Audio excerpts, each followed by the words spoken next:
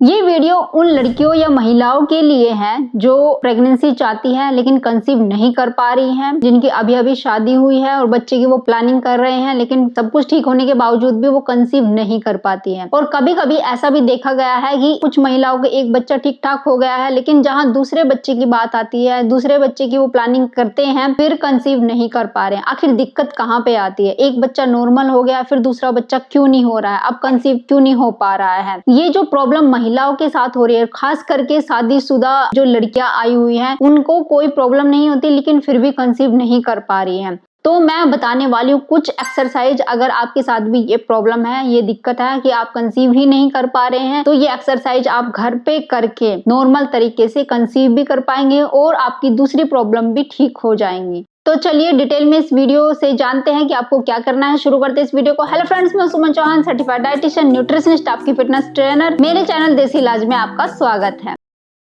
देखिए फ्रेंड्स, आजकल पीसीओडी की समस्या बहुत हद तक बहुत सारी लड़कियों के साथ और महिलाओं के साथ ये समस्या हो रही है। यानी पीसीओडी में क्या होता है, उनका इन्फेक्शन इतना ज्यादा बढ़ जाता है कि पेन होता है, लिथार्जिक महसूस होता है, वो घर के नॉर्मल काम जो होते हैं वो रेगुलर बेसिस पे कर भी नहीं पाती है। और जहाँ पेन होने के साथ साथ उनको इन्फेक्शन इतना ज्यादा होता है कि जब वो यूरिन करने के लिए जाती है तो भी उन्हें जलन का एहसास होता है। और बार बार पीरियड्स का इरेगुलर होना, मतलब पीरियड्स अपने सही टाइम पे नहीं आते हैं, उनको पता ही नहीं चलता कब उनके पीरियड्स आने वाले हैं और कब तक नहीं आएंगे। ये समस्या बहुत ज्यादा लड़कियों में देखने को मिल रही है जो नई शादीशुदा लड़कियां हैं।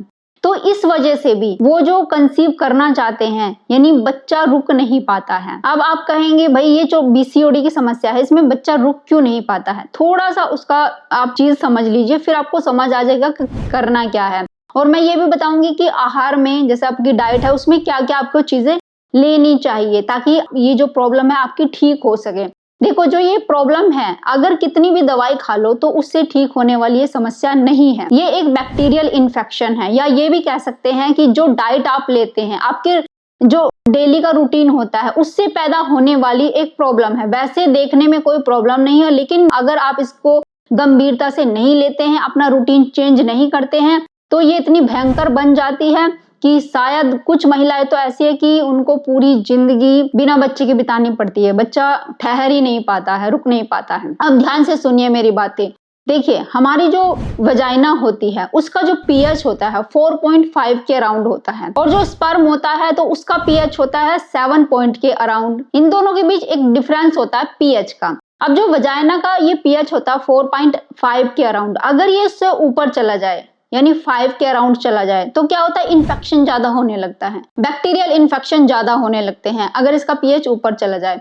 अगर वजाइना का पीएच नीचे चला जाए तो ये एसिडिक हो जाती है। एसिडिक होने की वजह से जो वहां एनवायरनमेंट होना चाहिए, अगर वो एसिडिक हो गया तो जो स्पर्म आते हैं वो उस एसिडिक एनवायरनमेंट में टिक नहीं पाते, वो मर जाते हैं। जहां उन्होंने उस चीज को कॉन्टेक्ट किया, मतलब कनेक्ट हुए, तुरंत वो मर जाएंगे, क्योंकि उनका पीएच जो होता है बहुत ज्यादा अल्कलाइन होता है स्पर्म का। तो इसलिए भी जो नई लड़कियां हैं या महिलाएं हैं वो कंसीव नहीं कर पाती अगर वजाइना का पीएच जो है वो एसिडिक है। तो अब आप क्या करेंगे, आपको क्या करना चाहिए? ठीक है, आप ये समझ गए। देखिए, मैं आपको ये बताती हूँ। सबसे पहले आपका जो रूटीन है, आपकी डाइट का रूटीन है, उसको ठीक करना जरूरी है। वो कैसे ठीक करना जरूरी है? जैसे मैंने देखा बहुत सारी लड़कियां स्पाइसी फूड खाती हैं, बहुत सारी लड़कियां जो मार्केट का फूड खाते हैं, बर्गर, पिज्जा, छोले, कुलचे, मार्केट वाले जो भी होते हैं, या फिर गोलगप्पे आप लगा सकते हैं, चाट, पकोड़े। तो लड़कियों का नेचर कुछ ऐसा होता है, स्पाइसी फूड ज्यादा पसंद करती है। जब तक उनको कुछ तीखा ना मिले तो उन्हें मजा नहीं आता। जैसे आजकल लड़कियां क्या करती है कि नूडल्स ज्यादा खा रहे हैं, चाउमीन के पीछे भाग रहे हैं, या मैगी के पीछे भाग रहे हैं। और आजकल हर घर में मैगी इतनी ज्यादा खाई जाती है। अब ये फूड क्या करता है, एक तो आपका ग्लूकोज स्पाइक करता है, जिसकी वजह से आपके हार्मोन इनबैलेंस होते हैं और आपकी वजाइना का पीएच जो है वो गड़बड़ाने लगता है। तो आपको खाना क्या है? देखिए, जितनी भी वेजिटेबल्स होती है, चाहे आप सूप के रूप में खाइए, चाहे हल्का सा स्टीम करके खाइए, वेजिटेबल खाना शुरू करिए। सेकेंड चीज, जितने भी फल फ्रूट्स होते हैं या सैलेड होते हैं उसको ज्यादा से ज्यादा खाना शुरू करो, तब आपकी वजाइना का जो पीएच नॉर्मल होना चाहिए वो होना शुरू हो जाएगा।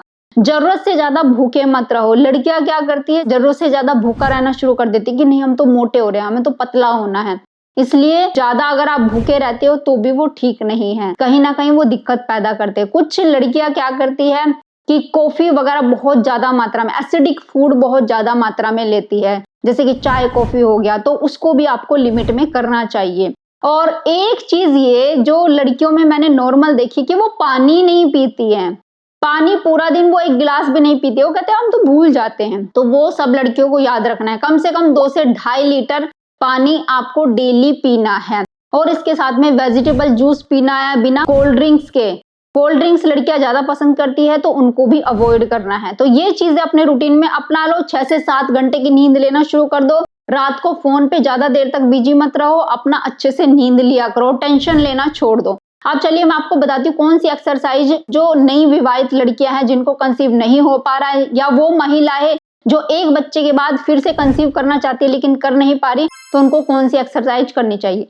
सबसे पहली एक्सरसाइज, इस तरीके से अपने बेड पर बैठ जाइए या मैट पर बैठ जाइए, ऐसे हाथों को पकड़ना है और चक्की चलानी है ऐसे,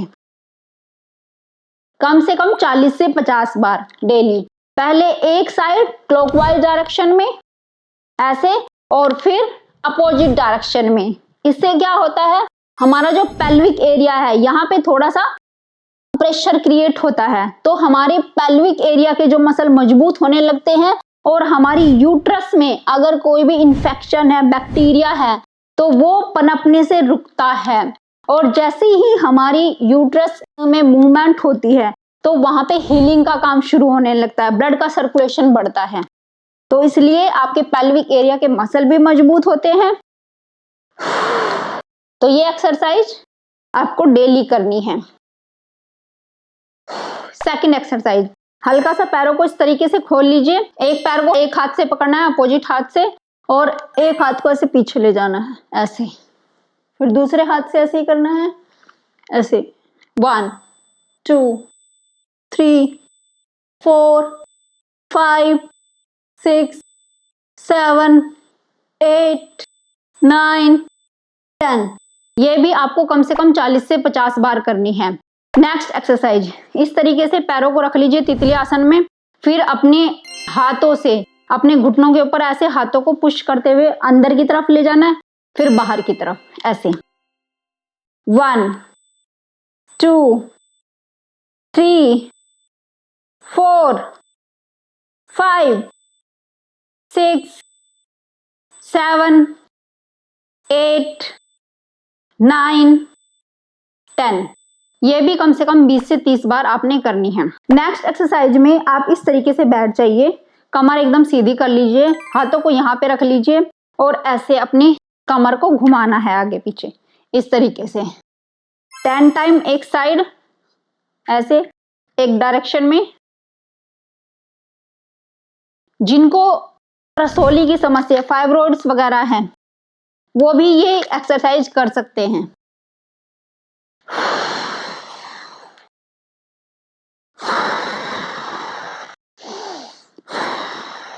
ऐसे, एंड 10 टाइम्स अदर साइड ऐसे।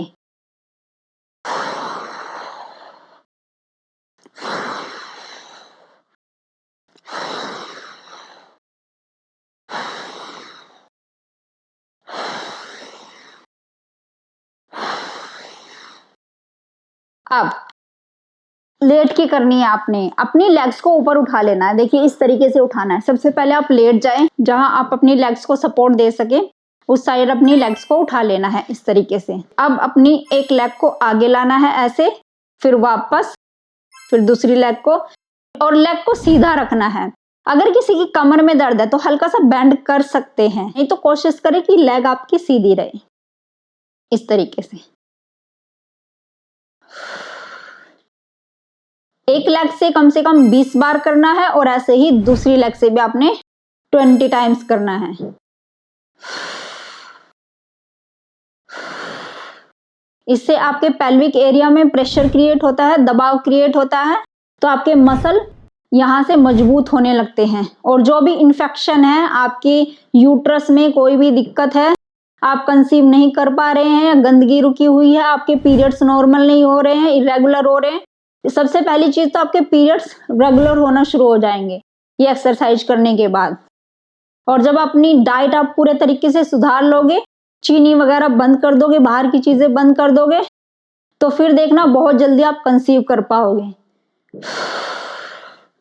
नेक्स्ट एक्सरसाइज, इस तरीके से रख लीजिए और ऐसे अपने ग्लूट्स को ऐसे उठाना है, ऐसे 1 2 3 4 5 6 7 8 9 10। ये एक्सरसाइज भी आपको 20 से 30 टाइम्स करनी है।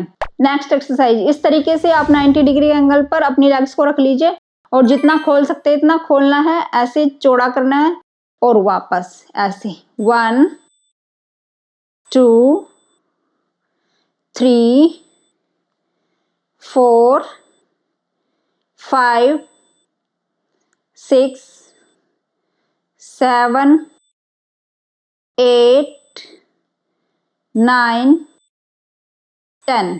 अगर आप दोनों लेग से एक साथ नहीं कर सकते तो एक लेग से ऐसे कर लीजिए, ऐसे इस तरीके से, और फिर दूसरी लेग से ऐसे। तो ये एक्सरसाइज भी 10 से 20 टाइम्स आपने करनी है। अब सीधा लेट के दिखाती हूँ लास्ट एक्सरसाइज। इस तरीके से आप लेट जाइए और लेटने के बाद इस तरीके से साइड टू साइड ऐसे अपनी लेग्स को कम से कम 30 से 40 टाइम फैलिए, पहले एक साइड एंड फिर दूसरी साइड, और लास्ट में ऐसे नीज को इस तरीके से रख के और ऐसे करके कम से कम 1 मिनट तक आप लेटे रहिए इस तरीके से। यहाँ पे आपका ब्लड को सर्कुलेशन आपको बढ़ता हुआ लगेगा, थोड़ी सी गर्मी फील होगी आपको, तो इसका मतलब ब्लड का सर्कुलेशन बढ़ना शुरू हो गया होगा। हल्का सा ये जो मसल है वो बर्न होते वो भी आपको फील होंगे, जैसे खिंचाव महसूस होगा, प्रेशर क्रिएट हो रहा होगा यहाँ पे, तो वो अच्छी चीज है।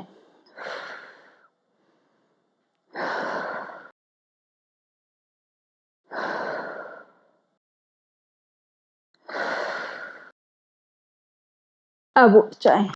तो ये जो मैंने एक्सरसाइज आपको बताई है, अगर आपको भी दिक्कत हो रही है, पीरियड्स इरेगुलर हो रहे हैं, बहुत ज्यादा पेन भी आपको रहता है और जलन वगैरह भी महसूस होती है, और इस तरह की ये जितनी भी सारी समस्याएं और कंसीव आप नहीं कर पा रहे हैं, तो ये एक्सरसाइज करो।